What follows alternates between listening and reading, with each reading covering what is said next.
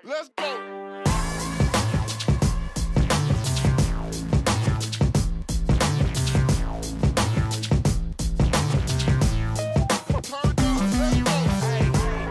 Komið sæl og velkomin í taktíkina. Við könnumst mörg við það að þurfa aðlaga íþróttaiðkun okkar að breyttum aðstæðum. Hingað til mín setti komið með íþróttamann, ég veit ekki alveg hvernig ég á skilgreinan öðruvísi, sem að nýtir landið sem sinn íþróttavöll. Jonni, velkomin. Takk fyrir.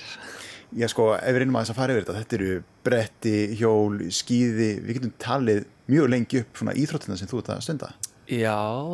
maður búin að prófa ýmislegt sko og allt frá motorsporti út í þessar jaðaríþróttir sem þú nefndir, skíðin og bretti og hjól, fjallahjól og götuhjól líka og já. Ef við förum aðeins yfir það sko, hvar byrjar þetta allt saman? Þú veist, ertu svona þessi hefðbundin drengur sem er að flakka á milli íþróttagreina, finnur kannski ekki alveg sína grein strax eða hvernig var þetta? Já, það er svo sem mikils bara svona ævintýra mennska í fjölskyldunni, þannig að maður er með þetta alveg í blóðinu og bara ferðalög og ferðast og vera út í náttúrunni og nýta náttúruna sem sinn leikvöll sko. Það er alveg í blóðinu og mikið á hjólum og svoleiðis sem krakki og skíðum alveg frá bara eins árs aldri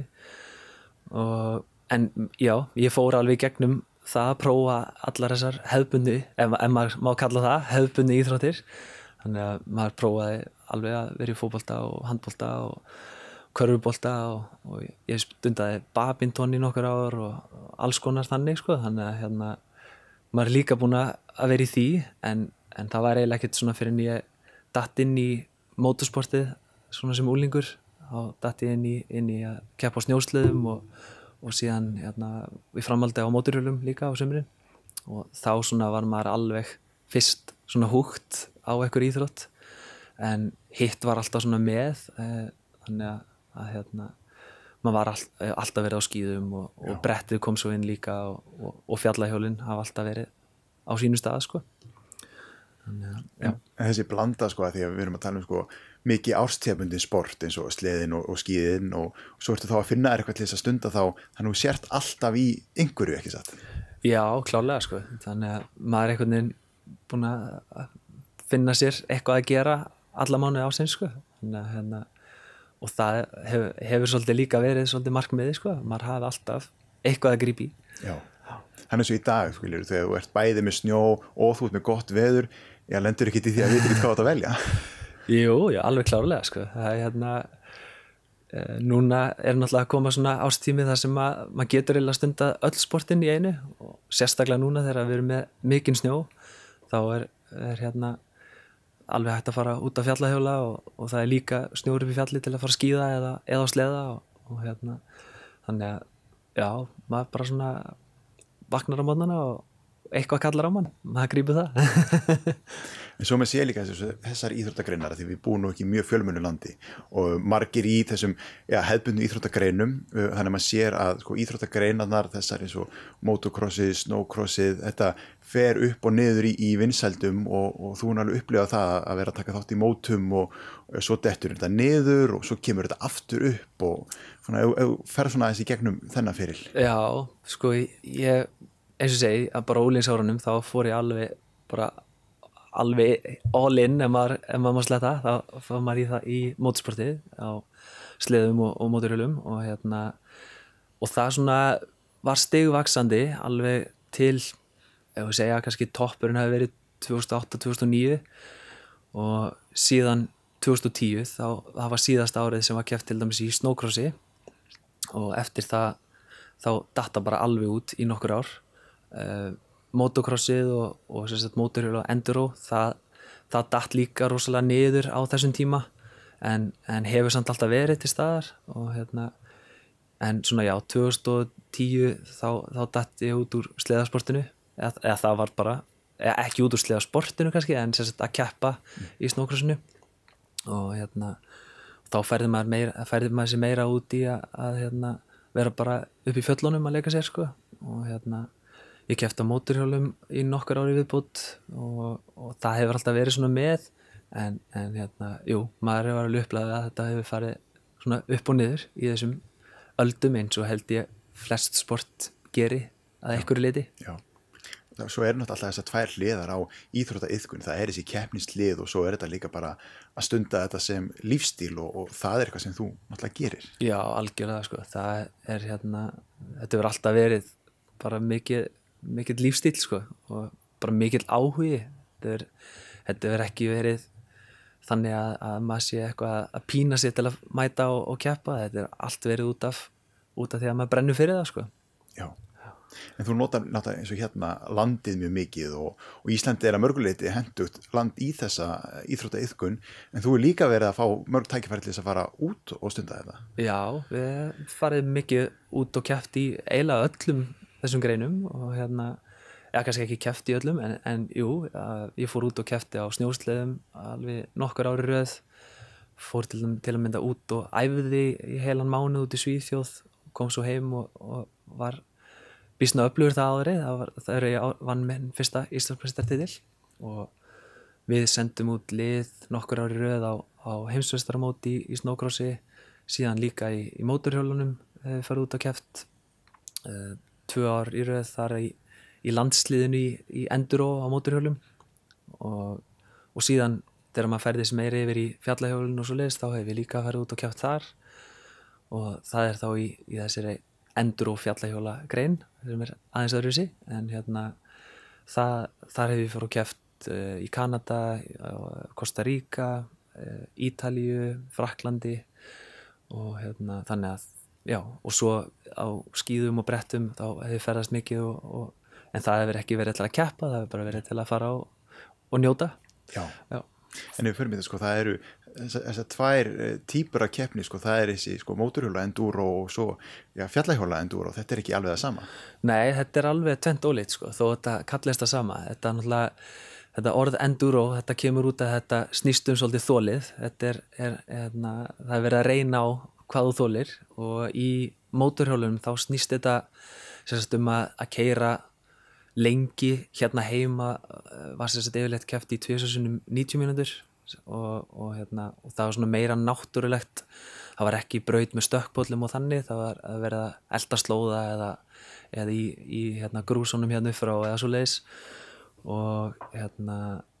en í fjallahjólunum þá snýst þetta að þú þarft að þola það að hjóla ákveðna leið, en það eru sérleiðir yfir daginn, þannig að það til að mynda algengt að það sé kannski leið frá 30 upp í 50 kilometra sem þú hjólar og það þarf ofta að hjóla upp fjöll, miklar hækkanir og svo leiðis, en sérleiðirnar alltaf niður í mótinu, þannig að það getur verið nokkra sérleiðir við daginn og svo samanlegur tími úr þessum sérleiðum sem að gefið þér þá stöðuna þína,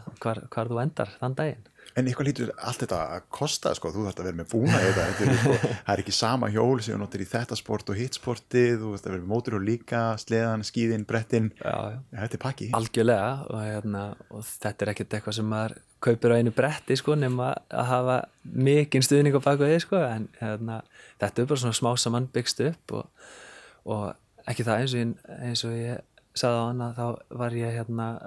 frá unga aldri bara í öllum þessum sportum, þannig að þetta hefur bara svona fyllt manni og búnaðurinn þróast bara með því hvernig áhuginn liggur og svo leiðis, en jú, ef maður myndi telja allt vopnabúrið saman, þá þetta örugglega alveg glórulaus upphæð sem að kæmi upp En þú náttúrulega eins og í sum íþróttum þá getur þú verið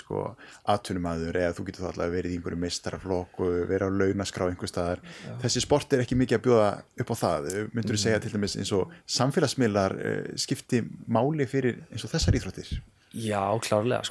ég fengi mikinn stuðning í öllum þessum greinum og núna í seinni tíð hafa samfélagsmiðlarnir hjálpað mikið og Instagram sérstaklega og ég er mjög þakklátur fyrir það sem ég fengi í gegnum það og samstarfið ýmis fyrirtæki og bakka mig upp í hjólasportinu og bara í útivist almennt. Þetta hefur ekki verið eitthvað svona markmið hjá mér að búa til eitthvað úr Instagraminu, þetta hefur bara svona komið bara svona hægt og rólega og þetta er bara eitthvað sem ég er að sýna bara frá því sem ég er að gera dagstæðlega og það er bara mjög gaman að það veki áhuga hjá fólki og fyrirtækjum sem að hafa þá stíðið inn og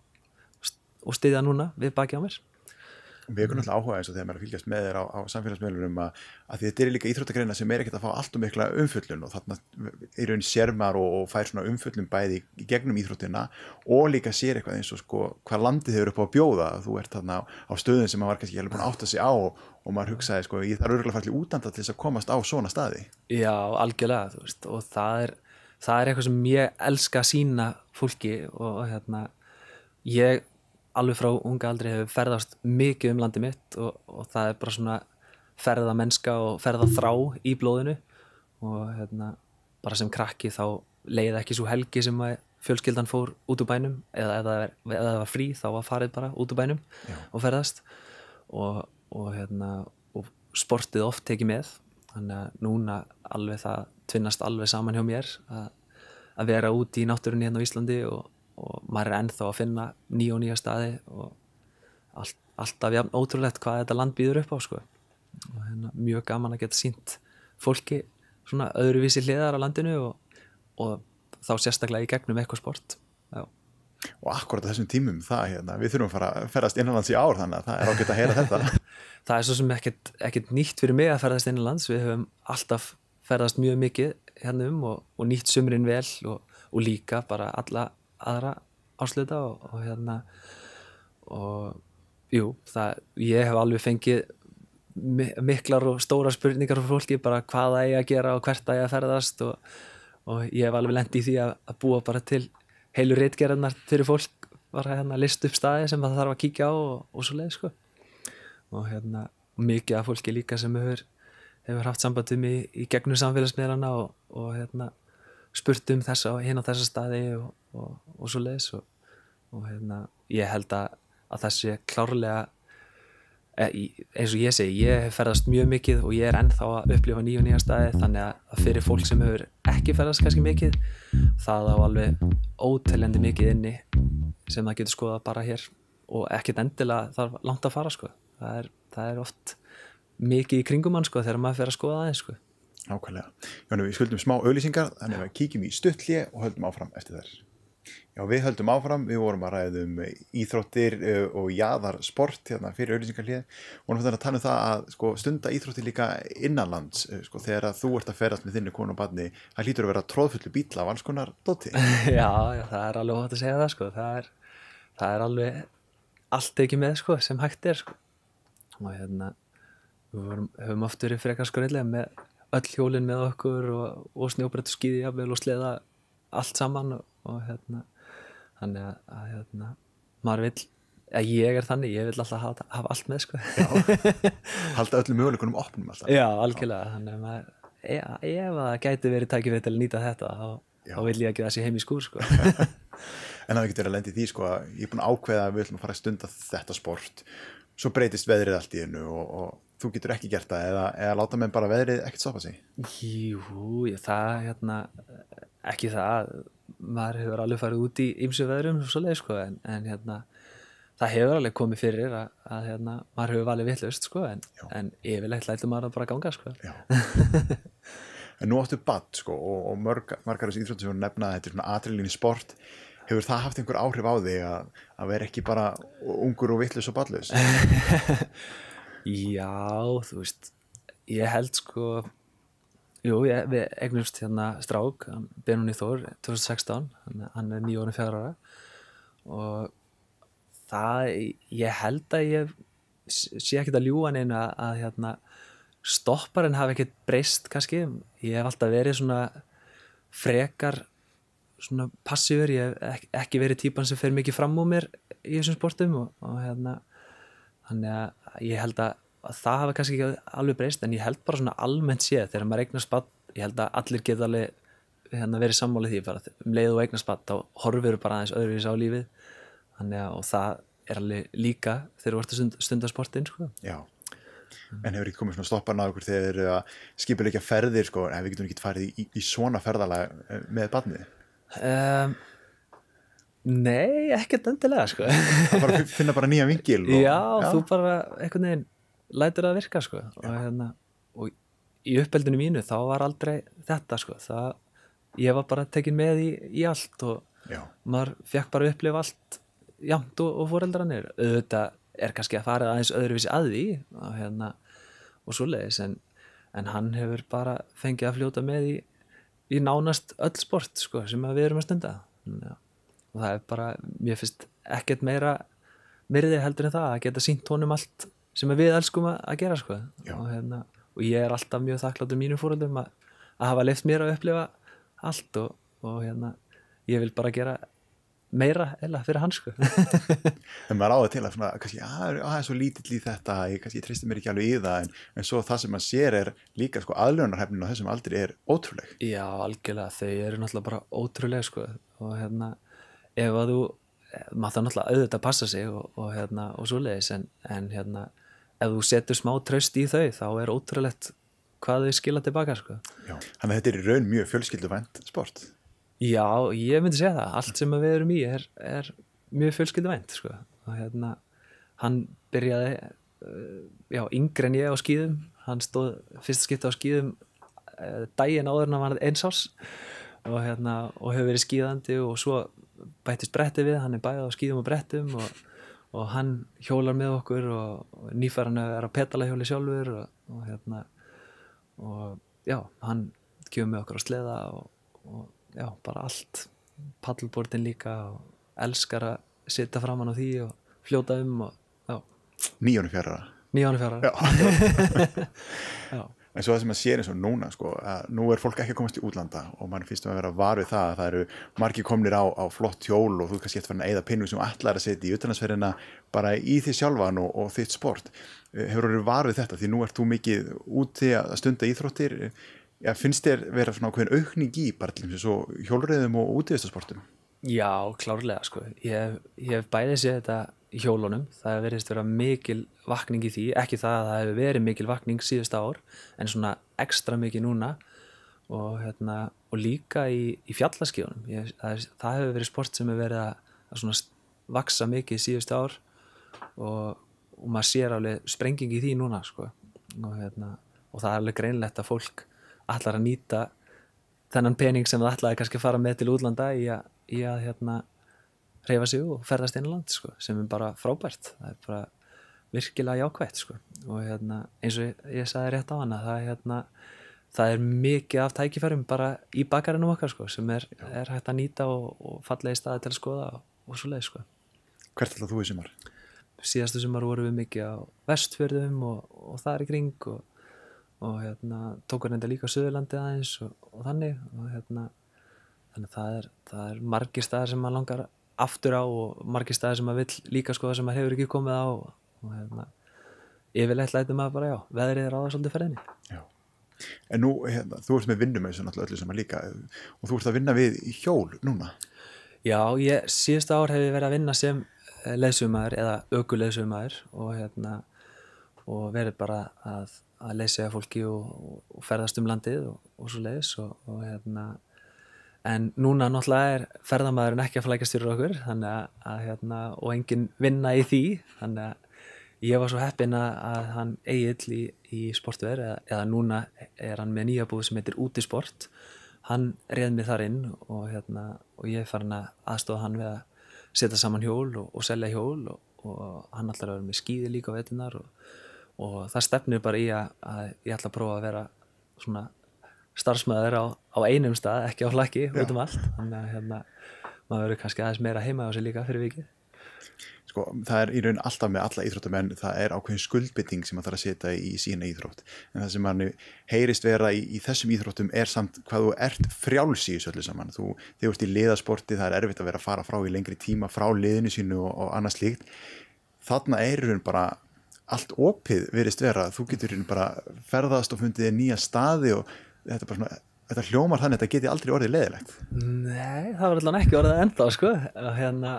Já, alveg klárlega sko. Þetta er bara, þetta er miklu meir en íþrótt, þú veist, fyrir mér. Þetta er náttúrulega bara gríðalegt áhugamál og maður brennur alveg fyrir allt sem maður gerir sko. Og það er mjög oft sagt í vinahófnum að ég sé með allt og mikið áhugamálum, þannig að það er alveg, ég held að það sé alveg rétt sko. Og eins og nefnir, það er hægt að stunda þetta hvar og hvenær sem er og þetta náttúrulega allt einstaklega sport, þannig að hérna, þú ert ekkert bundin að því að mæta á æfingu hér og þar og svoleiðis, en á sama tíma þá er þetta, þarf löngunin að vera hjá þér til þess að fara og stunda og svoleiðis, þannig að það er enginn sem segja þér að fara út að hjóla og segja þér að fara út að sleða og skíði og svoleiðis, en það er bara út þegar áhugin er þannig, þá viltu komast út. Já. En hvernig það sko, ertu þá ekki með neitt þjálfara eða hefur ekki verið með þjálfari í þessu í gegnum þinn feril? Nei, það er ekki að segja það sko, ég svona kannski næsti að vera þjálfari hefur náttúrulega verið bara pabbi sko, þegar ég var að alast upp og hann stóð alltaf við baki á manni í öllu þessu sporti og var svona þjálfara típa sko, hann er harður kall sko, maður vildi standa sig og sína sig fyrir honum sko, en svo að vera með svona fólk sem hefur kannski verið meiri svona leiðbeinandi fyrir mann í gegnum sportið og svo leiðis og náttúrulega klárlega verið með fólk sem maður hort upp til í öllum þessum áhugamálum og margt af því fólki er jafnvel úr fjölskyldunni, frændur sem maður hort upp til og svo leiðis og fengið ráð hjá. Já. En er það almennt þannig sko, eða eru menn úti kannski meira með þjálfara eða verður þetta kannski þegar þú ert að fara að keppa í þessu ólympíustígina, þá ferðu í þjálfara, ertu kannski meira í þessu svona óheflaðara eða hvernig myndir þú skilgreina það? Það virðist vera svolítið misjafnt sko, það er klárlega margir með þjálfara, sérstaklega í hjólasportinu, og það er alveg komið hérna heima líka í götuhjólunum og líka í fjallahjólunum að það er náttúrulega núna er alveg magna, það eru komin bara hjóla námskeið og svo leiðis fyrir krakka og eitthvað sem var eiginlega ekki til þegar ég var lítill og það voru svona fjallahjóla námskeið sem voru meira bara svona eins og sumarskóli eða þannig og núna er komin alveg bara virkilega flott námskeið og þjálfarar sem að styðja við baki á krökkum sem að vilja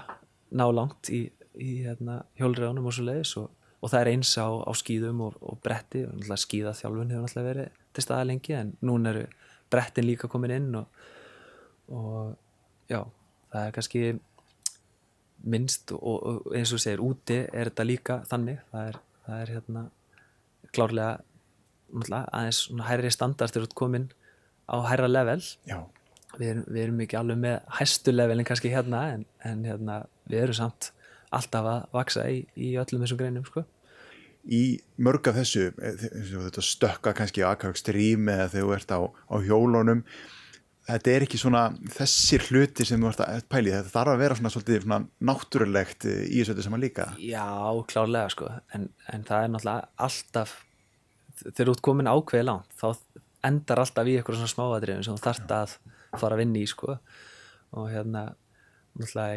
í hjólunum er þetta kannski farin að berjast einhver sekundur eða sekundubrót og þá getur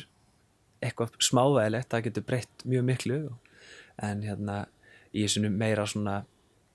eins og stökkunum og ekki Extreme og svo leiðist þá er aðeins öðruvísi, já. Þú ert ekki að berjast við klukkuna eða neitt svo leiðist, þú ert bara berjast við að lenda þínu drykki og læra nýtt og svo leið sko. Já, nákvæmlega listform í því Já, algjörlega og ég held að það sé alveg í gegnum allar þessar greinar það þarf að vera svolítið náttúrulegt og það þarf að líka vera smá svona hvað maður segja, svona listform eða svona kreatív partur í þessu. Já. Þannig að þú verður að hafa þinn stíl. Já. Og svo náttúrulega þessi sko bara kunnátta á bara landi og tækinu sem þú ert að nota. Já, algjörlega. Maður þarf náttúrulega að vera mjög duglegur að lesa landið og vera tilbúin að bregðast við og svo leiðis. Og svo náttúrulega líka kunna að nota tólið sem nota hverju sinni. Já. En sko, hvernig þjálfar það upp sko? Eða hefur það bara komið svolítið gegnum eins og fjölskylduna og annað sem er í þessum bransa? Já, ég held að það komi bara svona smátt og smátt sko. Náttúrulega maður sér náttúrulega oft fólk sem er bara með svona náttúru talent sko og en þetta er eitthvað sem að byggist klárlega bara upp það verður engin meistari frá byrjun sko, eða mjög sjaldan. En svo náttúrulega fylgifiskurinn af þessu líka, þú þarft náttúrulega að vera í góðu formi til þess að geta stundað þetta og þá er einn svona kannski afleiðingin af þessu öllu saman verður það að þú ferð að styrkja þig og ferð að borða hollt og annað með því líka, þannig að bara þú getur haft orku í allt þetta. Já, klárlega sko,